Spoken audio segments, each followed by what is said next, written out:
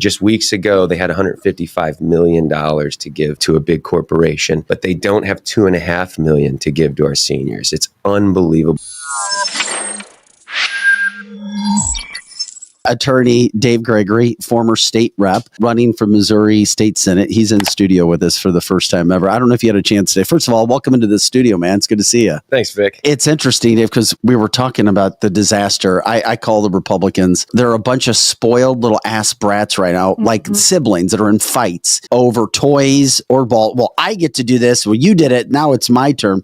I mean, you've been in politics in the state of Missouri. I mean, does this kind of crap happen behind closed doors? Because I've always said this, us in the media, us in show citizens, we only get to hear or see what's going on behind doors, what you guys want us to see. Are there these knockdown, drag out fights that are taking place behind closed doors? Sometimes. And I'll tell you what, I think that's okay. It's no different than any other personal or family situation. If you're going to have to really vet some things out, I think it's best to do behind closed doors, figure it out, do what you got to do, say what you got to say, and then come out united. So that's generally the intent when we caucus together as Republicans or other types of groups. So I think that's okay. But I do wish we would take a more united front public. We're divided nationally in Republicans, aren't we? Do you think we look that way? I think we look terrible, Dave. Is this needed? I mean, you kind of look like Matt Gaetz. Has anybody ever said that? I think he's nicer. It's just the hair. Well, you're much better. Has anybody ever said that? No one said that, but Matt Gaetz has just recently become a big name. So who knows? I might get it more. You guys are at first. Well, you got the hair. You got the look. That's for sure. I just get frustrated as you walked in, and you've been a super successful Republican in the state of Missouri. You're super successful personal injury attorney. You're running for Missouri State Senate. I mean, there's a lot of things you have going on. You know a lot of people. You know people on the national level. You've won a lot of big cases. I just get frustrated. I mean, if you were in D.C., would you pull a Matt Gaetz? Oh my gosh. What a question. I mean, I guess it's not a fair question, I guess, because you don't know all the details. You don't know everything that's happening behind the scenes. So it's frustrating because,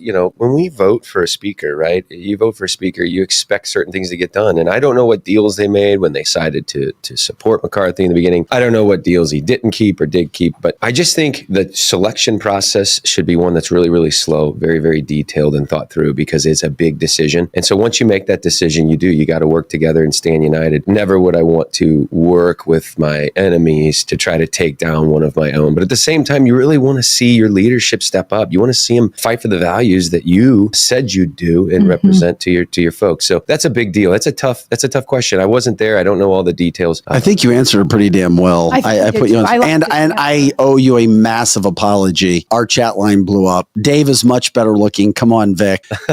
Gaetz wishes he looked like Dave, and so forth. So, hey, we're glad we invited you in. Thanks for participating in the conversation. We were just finishing up. We had you in to talk about several other issues, to how you're helping people deal with a lot of issues when they stood up for themselves. If you get into it when it comes to losing their jobs for certain issues and you coming to the rescue. Here's Dave with his cape, your super cape, running for Missouri State Senate and why you'd be a great candidate. But also something that happened this week in St. Louis County with the St. Louis County Council when it came to taxes. Can you kind of set the stage on how St. Louis County got it wrong? Because these are issues that are being brought up all around the country. Yeah. So the state legislature did an incredible job this year where they passed a law that says each county can elect, so they choose. If the county chooses, they can freeze seniors' property taxes. So once you become eligible for Social Security, which early eligibility would be 62, our seniors' property taxes would freeze, right? Because right now, some of them are being driven out of their homes. They bought their homes 30 years ago for $300,000. All of a sudden, it's a $500,000 home, and their assessments are going up even more rampantly, especially since COVID. So what the state legislature said is you will allow each county to freeze seniors' property taxes. And there were no limitations on that bill. There was nothing set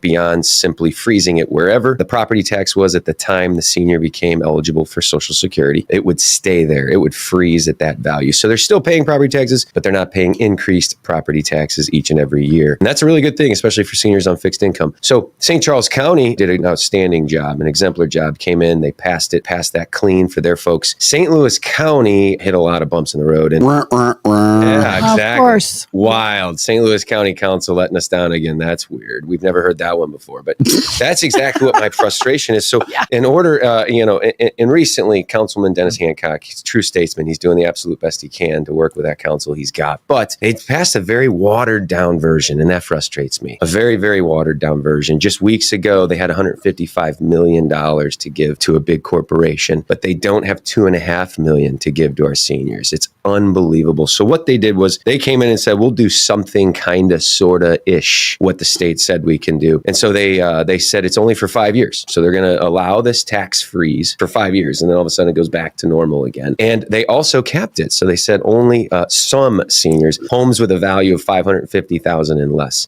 qualify for this freeze. The other thing they did too to water it down is they said you have to receive full Social Security retirement, full, which means the age of 67, not early retirement of 62. So now it's all of a sudden could be 62. St. Louis County says, sorry, you got to be 67. St. Louis County, it could be freeze forever. St. Louis County says, no, sorry, it's only frozen for 5 years. And then, of course, the state said it can be any home and all seniors. St. Louis County said, not so fast. We're only going to do $550,000. That is frustrating for me. Our seniors deserve more.